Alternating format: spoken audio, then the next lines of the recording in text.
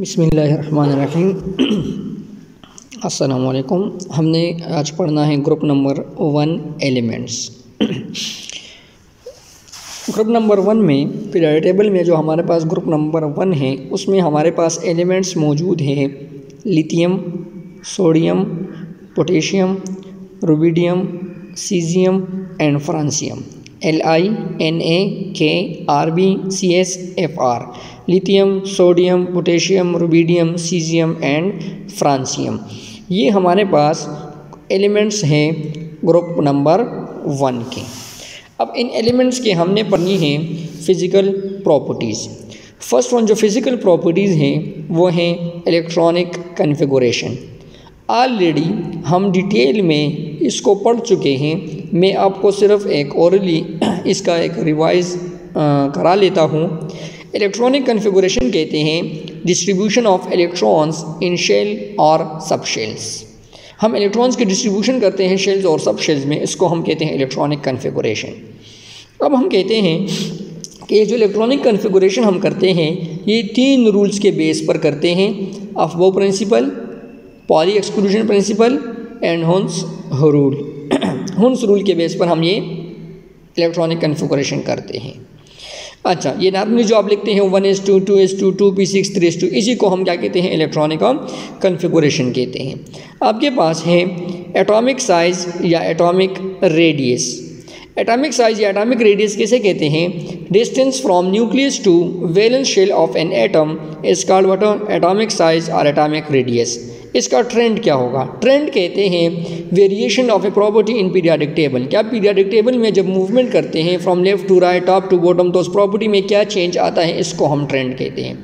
तो ट्रेंड हम पढ़ रहे हैं डाउन द ग्रुप या टॉप टू बॉटम। तो हम कहते हैं कि इंक्रीजेज डाउन द ग्रुप। जब हम ऊपर से नीचे की तरफ आते हैं ग्रुप नंबर 1 में तो इनका साइज़ हमारे पास, इनका एटॉमिक रेडियस इंक्रीज़ होता है। और उसकी रीज़न ये होगी कि हमारे पास due to increase in number of shells, हम टॉप टू बॉटम आते हैं, नंबर ऑफ शेल्स हमारे पास इंक्रीज होते हैं। And due to increase in number of shells size of atom will also be increases. अच्छा, फिर उसके बाद जो दूसरी फिजिकल प्रॉपर्टी है वो हमारे पास है आयोनाइजेशन एनर्जी। आयोनाइजेशन एनर्जी कैसे कहते हैं? Energy required to remove an electron from an atom. किसी भी एटम से इलेक्ट्रॉन रिमूव करने के लिए जो एनर्जी चाहिए होती है उस एनर्जी को हम क्या कहते हैं? आयोनाइजेशन एनर्जी कहते हैं। अब इसका ट्रेंड क्या होगा? तो हम कहते हैं कि डिक्रीज डाउन द ग्रुप। जब हम टॉप टू बॉटम आते हैं तो आयोनाइजेशन एनर्जी हमारे पास डिक्रीज होती है। और उसकी रीज़न ये होगी कि due to increase in size. अभी हमने पीछे पढ़ा कि जब हम टॉप टू बॉटम आएंगे तो साइज़ ऑफ एन एटम हमारे पास इंक्रीज़ होता है। और साइज़ ऑफ एटम इंक्रीज़ होने की वजह से जो वैलेंस इलेक्ट्रॉन है वो न्यूक्लियस से दूर चले जाते हैं, जिसकी वजह से हम कहते हैं कि उस पर न्यूक्लियस की तरफ से अट्रैक्शन कम हो जाती है। और वह अट्रैक्शन कम होने की वजह से हम कहते हैं कि इलेक्ट्रॉन्स को रिमूव करना आसान हो जाता है। तो फिर उसके लिए कम एनर्जी रिक्वायर्ड होती है। तो इसलिए हम कहते हैं कि जब हम टॉप टू बॉटम जाएंगे आयोनाइजेशन एनर्जी आपके पास डिक्रीज होगी। और उसकी रीज़न यही होगी कि top to bottom size of atom increases and as a size of due to increase in size of an atom ionisation energy will also decreases. फिर हमारे पास है इलेक्ट्रोनेगेटिविटी। अब इलेक्ट्रोनेगेटिविटी कैसे कहते हैं? Ability of an atom to attract the shared pair of electron toward itself is called electronegativity.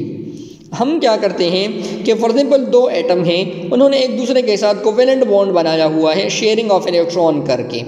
अब उस शेयर्ड पेयर ऑफ इलेक्ट्रॉन को दोनों एटम एक दूसरे की तरफ अपनी तरफ क्या करेंगे? हर एटम अपनी तरफ अट्रैक्ट करेगा। एक एटम भी अपनी तरफ अट्रैक्ट करेगा, दूसरा एटम भी अपनी तरफ अट्रैक्ट करेगा। तो उस इलेक्ट्रॉन पर जो एटम की तरफ से अट्रैक्शन है उस अट्रैक्शन को हम क्या कहेंगे? इलेक्ट्रोनेगेटिविटी कहेंगे। अब इसका ट्रेंड क्या होगा? तो ट्रेंड हमारे पास है decreases down the group.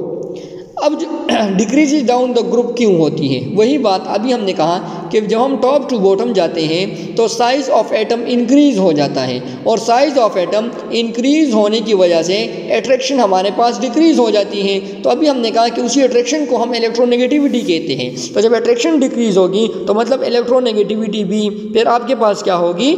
Decrease होगी। ठीक। तो हम कहते हैं कि top to bottom electronegativity will be decreases. फिर इसके बाद है मेल्टिंग एंड बॉइलिंग पॉइंट। अभी हमने पीछे दूसरे लेक्चर में डिस्कस भी किया कि मेल्टिंग पॉइंट कहते हैं कि जिस पर हम किसी सॉलिड को लिक्विड फॉर्म में कन्वर्ट करते हैं। बॉइलिंग पॉइंट कहते हैं जिस पर हम किसी लिक्विड को गैसियस फॉर्म में कन्वर्ट करते हैं। अब इसका ट्रेंड क्या होगा? Decreases down the group. क्यों? क्योंकि हम कहते हैं कि जब हम टॉप टू बॉटम आएंगे तो size of atom increases due to which attraction between these atom decreases and melting and boiling point both are directly related with intermolecular forces. As intermolecular forces or interatomic forces decreases, the melting or boiling point will also be decreases. That's why we says that the melting and boiling point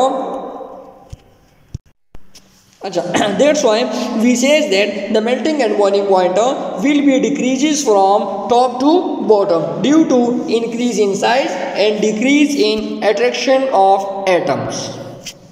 फिर हमारे पास है density. What is density? Mass per unit volume is called density. Density is equal to m/v, mass per unit volume. According to this equation, density is directly related to mass of atom and density is inversely related to volume of atom. तो हम कहते हैं कि जब हम top to bottom आते हैं तो डेंसिटी इंक्रीज होती है, increases down the group and due to increase in masses of atom. कि जब हम टॉप टू बॉटम आते हैं, डाउन द ग्रुप आते हैं, तो हमारे पास साइज ऑफ एटम तो इंक्रीज होता है, लेकिन साथ में मासेस ऑफ एटम भी इंक्रीज होता है, मास ऑफ एटम भी इंक्रीज होता है। और due to increase in mass of atom the density of the atom will also be increases. तो ये हमारे पास कुछ फिजिकल प्रॉपर्टीज़ हैं किस चीज़ के? ग्रुप नंबर 1 एलिमेंट्स के। बस आज के लेक्चर में हमने यही फिजिकल प्रॉपर्टीज़ पढ़नी थी। थैंक यू, अल्लाह हाफिज़।